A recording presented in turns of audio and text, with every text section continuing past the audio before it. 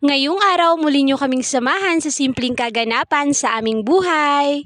So, eto, hindi pa pahuli ang part 2 sa pagligo nga namin dito sa dagat. Eto, sa intro pa lang, bida na rin talaga dito yung kapatid ko ba. Pagtsagaan na lang talaga ninyo ang nawong ng kapatid ko, no? Kasi ang lapad din talaga dito sa camera. Ibang raw din talaga ako dito sa kapatid ko kasi yung kakaumpisa ko palang mag-vlog ay ayaw talagang makita yung mukha. Pero dito sa intro pa lang siya na yung bida. Ngayon talaga, very supportive na rin talaga sila sa akin sa pagbablog. So, ngayon, mas ginaganahan talaga akong gumawa palagi ng content, no? Kasi kasama ko nga sila. Nang matapos na nga rin pala maluto yung mga pagkain, no? Eto, at naglakad nga lang kami papunta nga doon sa labasan kasi nandoon nga yung tricycle nila. So, iba rin talaga ang saya kapag alam nating may pagkain ba. Makalipas nga rin noong ilang taon, ilang minuto nga rin, no, nakalabas na rin kami kaya eto, sumakay na nga rin kami agad sa tricycle. Siyempre, magmadali talaga tayo na pumunta agad doon sa dagat kasi ngayon lang din talaga sa loob ng 2 taon. Sa totoo lang talaga, simula kasi nang may panganak ko nga si kuya, hindi na rin talaga ako nakaano ng dagat ba, nakatanaw ba. Totoo lang, no, maganda rin talaga na nagkakaroon tayo ng banding sa pamilya. Siyempre, para din tayo ng pahinga sa ating sarili, no, para din makalanghap tayo ng sariwang hangin, hindi puro chismis lang. Huy!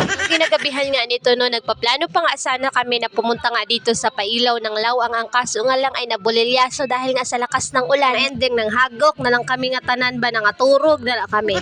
Eto, nakarating na nga rin kami dito sa Unay Beach, no. At syempre, hindi rin talaga mawawala yung entrance fee. Nga lang muna pala, no, yung unang ang inihatid dito kasi yung kapatid ko andun, susunduin na nga lang din ulit. Sabi, iba rin talaga sa feeling, no, kapag makakita tayo ng dagat ba, nakaka-relax. Nakasarap lang din talagang magtambay sa ganitong lugar, no, yung makikita mong magandang tanawin tapos makakalanghap ka ng sariwang hangin. Dito na lang din tayo mag-star ba? Charis! Tama nga sana namin dito yung nanay namin, no, ang kaso nga lang ayaw niya kasi masama daw yung pakiramdam niya. Hindi na lang namin pinilit kasi ayaw talaga niya. Alam niyo ba, minsanan lang talaga mangyari ito sa buhay namin, no, na magkasama-sama talaga kaming magkakapatid. So, kulang pa nga, no, kasi yung iba naming kapatid ay hindi talaga pumunta at sumama nga dito. Ay, siguro once a year lang mangyari nga magkasama-sama lang talaga kami. So, biruin mo pa naman 12 kaming magkakapatid. Ewan ko kung nasaan yung iba, hanapin niyo. Hala!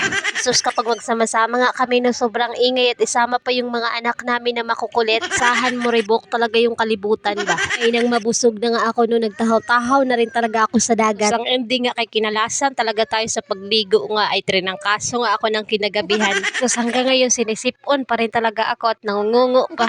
Sarap ngang maligo at magbabad, ang kaso nga lang kasi hapon na kaya nanguli din kami katapos namin kumain. Ganda rin talaga ng view ng dagat nga dito sa Unay Beach at ang laki rin talaga ng pinagbago noon at ngayon. So, may mga dumi-dumi pa rin pero hindi na kagaya noon na madami talaga. Anyways, congratulations nga pala sa kapatid ko kasi LPT ka na. Mahan at ingatan ka na palagi ng Panginoon at mga plano mo sa buhay na may patuloy na magtagumpay. Mahal ka namin at palagi kaming susuporta sa iyo. Maraming salamat din sa mga bagay at pinansyal na naitulong mo sa amin.